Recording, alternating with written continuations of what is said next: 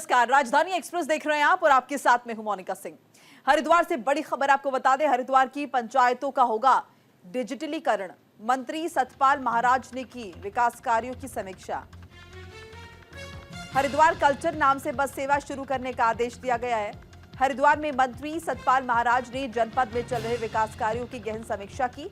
इस दौरान उन्होंने कई घोषणाएं की, जिसमें हरिद्वार की सभी 318 ग्राम पंचायतों के परिवार रजिस्टर डिजिटली रजिस्टर किए जाएंगे, जिससे नागरिकों को ऑनलाइन सुविधा जो है उपलब्ध हो पाए। साथ ही उन्होंने हरिद्वार कल्चर नाम से बस सेवा शुरू करने और दिव्यांग श्रद्धालुओं के लिए घाटों तक विशेष व्यवस्था करने के निर्देश दिए हैं। मंत्री ने वर्टिकल फार्मिंग, हाइड्रोपोनिक्स और जड़ी बूटी उत्पादन को बढ़ावा देने की बात कही। साथ ही मंगलौर बाईपास के डीपीआर निर्माण में तेजी लाने और खराब संपर्क मार्गों की मरम्मत के निर्देश दिए।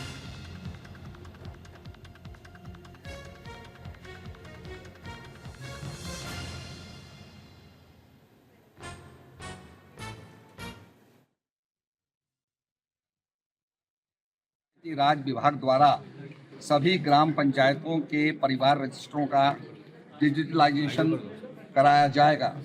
इससे जनसामान्य को त्वरित गति से ऑनलाइन बनवाए रजिस्टर की नकल जारी की जा सकेगी। तो ये एक बहुत महत्वपूर्ण घोषणा है। इसके साथ साथ आज हमारी बहुत बड़ी बैठक हुई। जिला योजना के अंतर्गत जनपद को कुल 67 करोड़ 45 लाख धनराशि आवंटित की गई थी, जिससे कि अब तक 47 करोड़ 25 लाख जो है व्यय हो चुका है।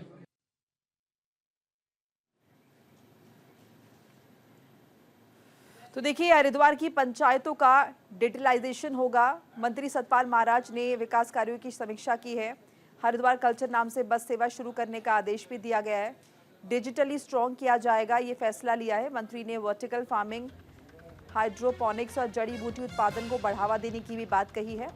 और विकास कार्य कितनी तेजी के साथ चल रहे हैं, इसकी समीक्षा भी की गई है। एक बस सेवा शुरुआत करने की बात भी कही है।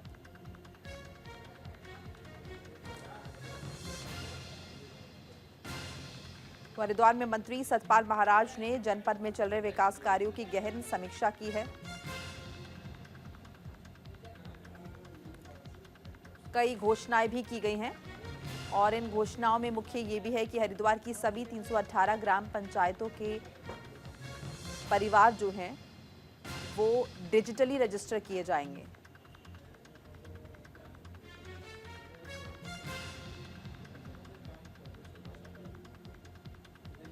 तो कई योजनाओं का ऐलान किया गया है।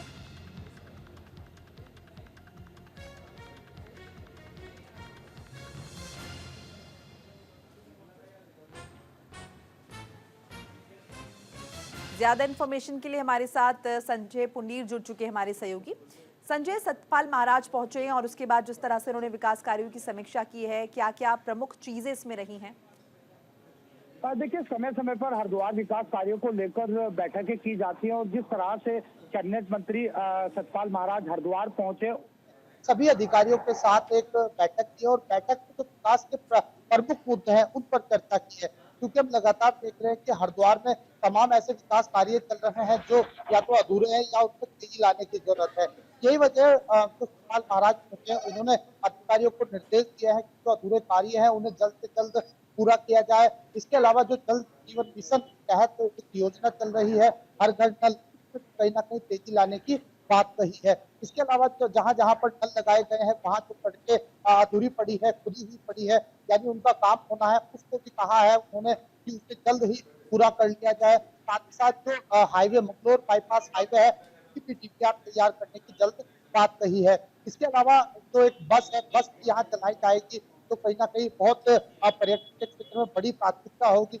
हरिद्वार कल्चर के नाम से यहाँ पे एक बस चलाने की बात कही जा रही है और जल्द से जल्द की सेवा शुरू हो जाएगी। बिल्कुल संजय, और डिजिटली स्ट्रॉन्ग करने की बात भी कही जा रही है। कहा जा रहा है कि पंचायतों के जो तमाम डेटा हैं वो डिजिटली अपलोड किए जाएंगे, जिससे लोगों को बहुत सहूलियत होगी। देखिए, हरिद्वार जिले में 300 से ज्यादा पंचायतें हैं, जिसमें कहीं ना कहीं जो डिजिटलकरण का काम वो शुरू हो गया है। कि जब डिजिटल करण में वो पंचायत आ जाएगी, तो नकल होती है, खतौनी होती है, वो जल्द ही निकल सकेगी। और लगातार हम देख रहे हैं कि सभी ब्लॉक स्तरों पर ये काम भी शुरू हो गया है। क्योंकि जो राशन कार्ड होता है उसको कहीं ना कहीं ऑनलाइन करने की बात कही जा रही है। इसके अलावा जो परिवार रजिस्टर होता है उसे कहीं ना कहीं ऑनलाइन किया जाएगा। साथ ही साथ यहाँ पर जो अधिकारी है उन्हें भी कहा गया है कि समय रहते जो अपने अपने क्षेत्रों के कार्य है उन्हें जल्द से जल्द पूरा कर दिया जाए, क्योंकि हम लगातार देखते हैं कि जो विकास कार्य होते हैं, टूटी हुई सड़कें होती है, वहाँ पे काम करने की जरूरत होती है। तो बरसात का सीजन आता है तो काफी परेशानी स्थानीय लोगों को होती है। और हरिद्वार के सभी क्षेत्रों में ज्यादातर जो ग्रामीण वहाँ पर जो सड़कें बननी है उनका भी जो कार्य है वो उसमें भी तेजी लाने की यहाँ पर बात करती है। जी। चलिए संजय, शुक्रिया तमाम जानकारी अपडेट के लिए आपका। और वहीं मौसम से जुड़ी खबर आपके साथ साझा कर ले। 11 जिलों में पाला पड़ने का येलो अलर्ट जारी हुआ है। उत्तरकाशी हो, रुद्रप्रयाग हो, देहरादून के लिए अलर्ट है। पौड़ी, अल्मोड़ा, नैनीताल, पिथौरागढ़ में भी अलर्ट जारी हुआ है। 23 और 24 दिसंबर को हल्की बारिश की संभावना है। ऊंचाई वाले इलाकों में बर्फबारी के आसार भी नजर आ रहे हैं। तो मौसम को लेकर उत्तराखंड के 11 जिलों में ठंड को लेकर येलो अलर्ट जारी किया गया है। उत्तरकाशी, रुद्रप्रयाग, चमोली, टिहरी, देहरादून, पौड़ी, अल्मोड़ा, नैनीताल, चंपावत और पिथौरागढ़ में पाले का अलर्ट जारी किया गया है। वहीं उत्तरकाशी, चमोली और पिथौरागढ़ में 23 और 24 दिसंबर को हल्की बारिश की संभावना जाहिर की गई है। साथ ही 3000 मीटर से ज्यादा ऊंचाई वाले इलाकों में बर्फबारी के आसार हैं। तो मौसम विभाग ने यह अलर्ट जारी कर दिया है। और साथ साथ देखिए, जो लोग देहरादून में रह रहे हैं या फिर उत्तराखंड में रह रहे हैं उनके लिए तो जानकारी है ही, साथ साथ जो लोग प्लान कर रहे हैं कि वो जाएंगे उत्तराखंड विंटर वेकेशंस में, तो ये खबर उनके लिए भी काफ़ी इंपॉर्टेंट है कि मौसम विभाग ने किस तरह से अलर्ट जारी किया है पाला पड़ने का, और हल्की बारिश की संभावना भी जाहिर की जा रही है खासतौर से 23 और 24 दिसंबर को। और पहाड़ों में भी जो ऊंचाई वाले इलाके हैं वहां पर बर्फबारी के आसार नजर आ रहे हैं फिलहाल।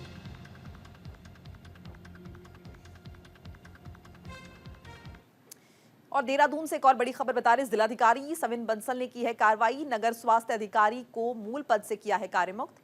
मसूरी में स्वास्थ्य अधिकारी है डॉक्टर आभाष सिंह। कार्य में लापरवाही, जनता को परेशान करने पर कार्रवाई, अगले आदेश तक वेतन पर भी रोक।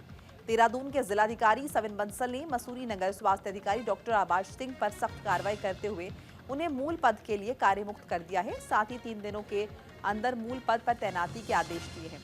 साथ ही अग्रिम आदेशों तक वेतन जारी नहीं करने के निर्देश दिए हैं। डॉक्टर आभाष सिंह के खिलाफ कानून के खिलाफ जाकर काम करने, लोगों को परेशान करने समेत कई शिकायतें मिल रही थी।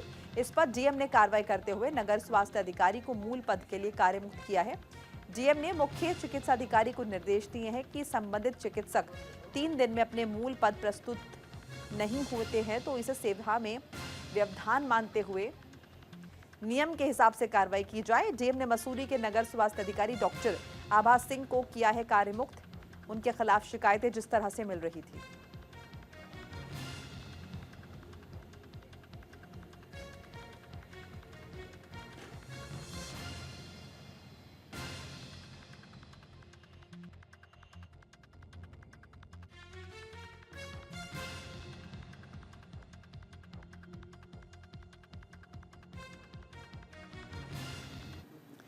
राष्ट्रीय खेल से बड़ी खबर आपको बता रहे, कुमाऊं में जोरों पर है राष्ट्रीय खेल की तैयारियां। कुमाऊं आयुक्त ने स्टेडियम का निरीक्षण किया है। जनवरी 2025 में राष्ट्रीय खेल का आयोजन होगा। हल्द्वानी में होने वाले हैं करीब 8 खेल। उत्तराखंड में जनवरी 2025 से होने जा रहे राष्ट्रीय खेल की तैयारियां जोरों पर है। हल्द्वानी के मिनी स्टेडियम और अंतर्राष्ट्रीय स्टेडियम में करीब 8 खेल होने हैं। यहाँ पर फुटबॉल, तैराकी, ट्रायथलॉन, बैडमिंटन समेत अन्य खेल होंगे। महिला फुटबॉल मैच हल्द्वानी के मिनी स्टेडियम में खेले जाएंगे। मुख्यमंत्री पुष्कर सिंह धामी के निर्देश के बाद कुमाऊं कमिश्नर और मुख्यमंत्री के सचिव दीपक रावत ने स्टेडियम का निरीक्षण किया। इस दौरान खेल विभाग के अधिकारी भी मौजूद रहे। इस दौरान इंडोर गेम्स के अंदर लगने वाली लाइटिंग और स्विमिंग पूल में हीटिंग का काम किया जाना बाकी है, जिसे जल्द पूरा करने के निर्देश दिए गए हैं।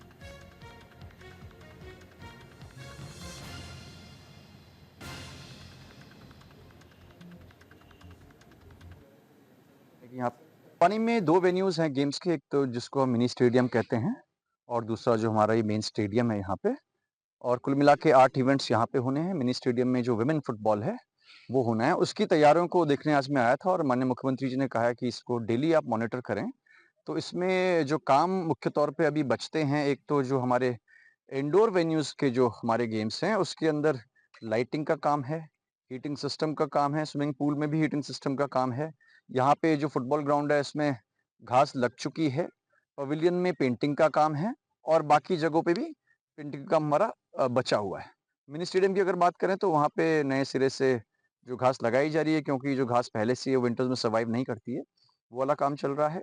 टाइलिंग का काम चल रहा है और ग्रेनाइट स्लैब्स हमारे जो सिटिंग एरिया है उस पे लग रहे हैं और काम इनका शेड्यूल पे है। यद्यपि काफ़ी काम बाकी है और दिन रात काम करने की यहाँ पे आवश्यकता है। और लक्सर से बड़ी खबर आपको बता दें, पूनम वाल्मीकि ने पेश की है टिकट की दावेदारी। नगरपालिका सीट पर पेश की है दावेदारी। अनुसूचित जाति के लिए आरक्षित है ये सीट। बीजेपी नगर मंडल के मंत्री हैं पूनम वाल्मीकि। प्रदेश के लक्सर में भाजपा नगर मंडल की मंत्री पूनम वाल्मीकि ने नगर पालिका सीट पर टिकट की दावेदारी पेश की है। पूनम वाल्मीकि ने बताया कि इस बार शासन ने लक्सर नगर पालिका सीट को अनुसूचित जाति के लिए आरक्षित किया है, लिहाजा वो पार्टी से लंबे समय से और पार्टी के गाइडलाइन के अनुसार काम कर रही हैं। इसीलिए इस बार अगर पार्टी उन्हें मौका देती है तो सीट को जीतकर पार्टी का मान बढ़ाएंगे और क्षेत्र की जनता की सेवा करेंगी। वहीं वरिष्ठ भाजपा नेता चंद्रप्रकाश वाल्मीकि ने बताया कि पूनम वाल्मीकि की दावेदारी को लेकर नगर क्षेत्र में जगह जगह सभाएं की जा रही हैं। उन्होंने दावा किया अगर पूनम को टिकट मिला तो निश्चित तौर पर इस सीट को जीतकर वो पार्टी की झोली में डाल देंगी।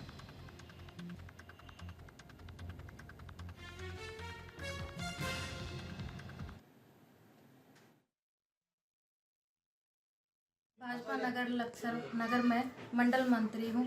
इस बार नगर पालिका सीट एससी रिजर्व होने पर मैंने अपनी दावेदारी की है। यदि पार्टी ने मुझे मौका दिया तो इस सीट को जिताकर पार्टी की झोली में डाल दूँ। ऐसा है भाई साहब, पूनम वाल्मीकि 2018 में युवा मोर्चा की कोषाध्यक्ष रही हैं और आज वर्तमान में वे भारतीय जनता पार्टी की मंडल मंत्री हैं। विधानसभा चुनाव 2022, लोकसभा चुनाव 2024, उन सभी दोनों चुनाव में उन्होंने बढ़ चढ़कर हिस्सा लिया। इससे पिछले निकाय चुनाव में उन्होंने 2018 में बढ़ चढ़कर हिस्सा लिया। तो पार्टी से निवेदन किया जा रहा है और जगह जगह पूनम वाल्मीकि के समर्थन में बैठक चल रही हैं और पूरे लक्सर नगर के अंदर एक उत्साह है कि एक भारतीय जनता पार्टी की सक्रिय, ईमानदार, ऊर्जावान कार्यकर्ता को भारतीय जनता पार्टी प्रत्याशी बनाने की ओर लगी हुई। किसानों से जुड़ी बड़ी खबर साझा कर ली। उत्तराखंड किसान मोर्चा ने की है बैठक। किसानों को लेकर सरकार गंभीर नहीं है। उत्तराखंड में भी आंदोलन करने की चेतावनी दी गई है। प्रदेश में स्मार्ट बिजली मीटर लगाने का विरोध किया जा रहा है। किसान आंदोलन पर बोले हैं किसान नेता। खबर लक्सर से बता रहे हैं, जहां पर शेखपुरी गांव में आयोजित पंचायत में उत्तराखंड किसान मोर्चा की बैठक हुई। जिलाध्यक्ष चौधरी महकाज सिंह ने कहा कि किसान को लेकर केंद्र सरकार गंभीर नहीं है। अगर किसानों की मांगों को सरकार पूरा नहीं करती है तो उत्तराखंड में भी बड़ा आंदोलन करने की चेतावनी दी गई है। इसके साथ ही प्रदेश में स्मार्ट बिजली मीटर लगाए जाने का विरोध किया गया है।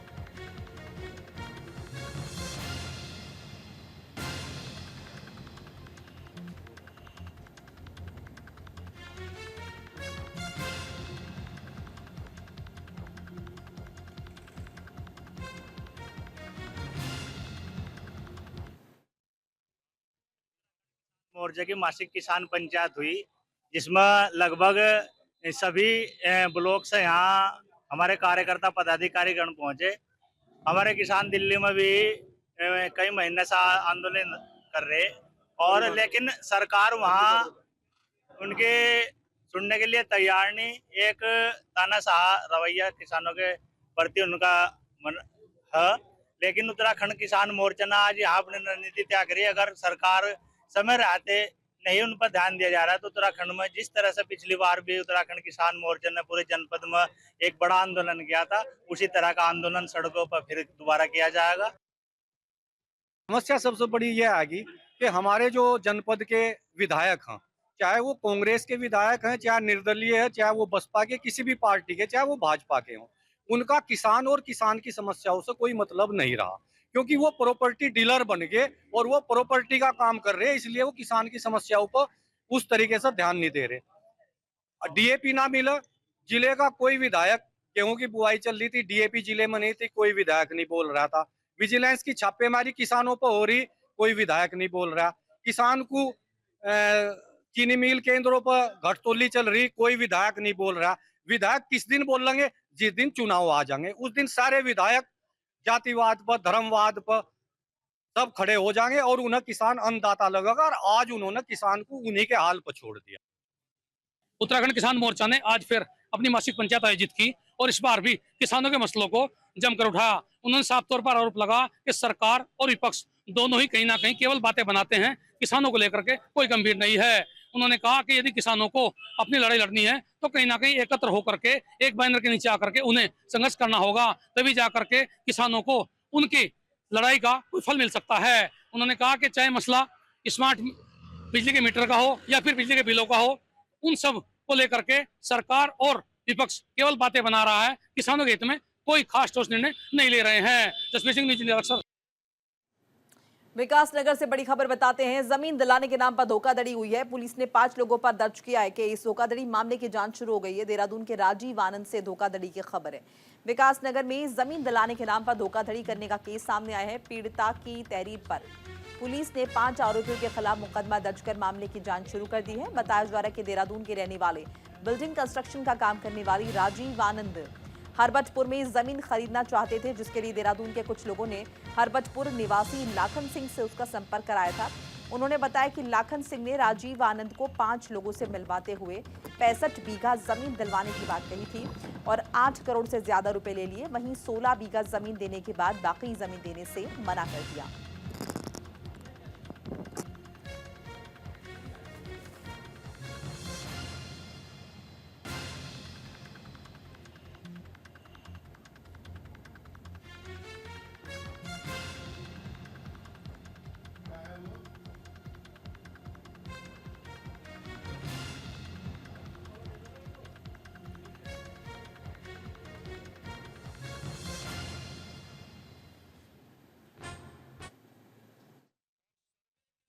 देखिए, इसमें एक व्यक्ति ने करीब 64 बीघा के आसपास की लैंड का एग्रीमेंट किया था दूसरी पार्टी से, जिसमें 8.5 करोड़ की लगभग उसकी बात हुई थी, जिसमें से 15 बीघा का वो रजिस्ट्रेशन, जो अभी हमें FIR हुई है उसके हिसाब से 15 बीघा का उसने रजिस्ट्री करवा दी थी और उसके 5.5 करोड़ रुपए वो उनके पास आ चुके थे।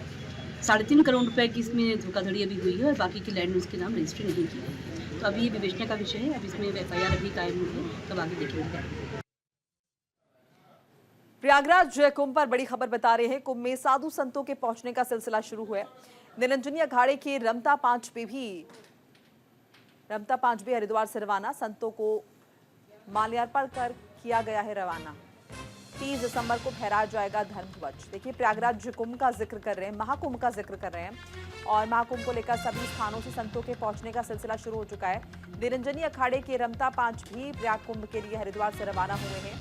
ढोल बाजे और अखाड़े के इष्ट त्रिशूल भाले के साथ अखाड़े के संत हरिद्वार से रवाना हुए हैं। अखाड़े के सचिव ने सभी संतों को माल्यार्पण कर हरिद्वार से प्रयागराज के लिए भेज दिया है।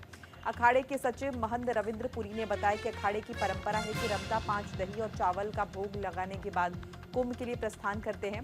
उन्होंने कहा कि आगामी 30 दिसंबर को धर्म ध्वजा फहराई जाएगी, जबकि 4 जनवरी को अखाड़े का नगर प्रवेश होगा। हमारे जितने संत महात्मा है सभी आज दही भात खाएंगे और दही भात खा करके यहाँ से प्रयागराज रवाना हो जाएंगे। कल सुबह सभी संत महात्मा प्रयागराज पहुँचेंगे और वहाँ से हम लोग अखाड़े में प्रवेश करेंगे और आने वाले जो हमारा 30 दिसंबर को हमारा वहाँ पे धर्म ध्वजा, आपने सुना होगा धर्म ध्वजा जो 52 हाथ लंबी होती है वो लगाई जाएगी, फहराई जाएगी। उसके बाद हमारा 4 जनवरी को छावनी प्रवेश है और उसके बाद हमारा महाकुंभ का जो मेला वो शुरू है। और हरिद्वार से खबर बता रहे हैं, मशहूर गायक हनी सिंह पहुंचे हरिद्वार। मशहूर कवि कुमार विश्वास भी रहे मौजूद। नीलेश्वर महादेव मंदिर में किया गया रुद्राभिषेक देखने के लिए प्रशंसकों की भीड़ उमड़ पड़ी।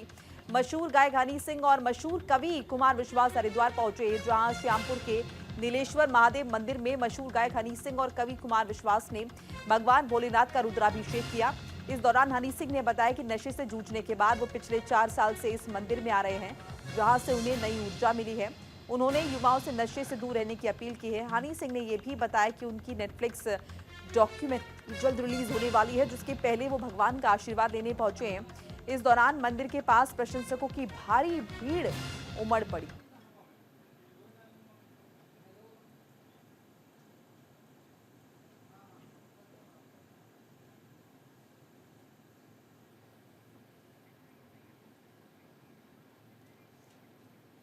और इसी के साथ ही राजधानी एक्सप्रेस में फिलहाल इतना ही। नमस्कार।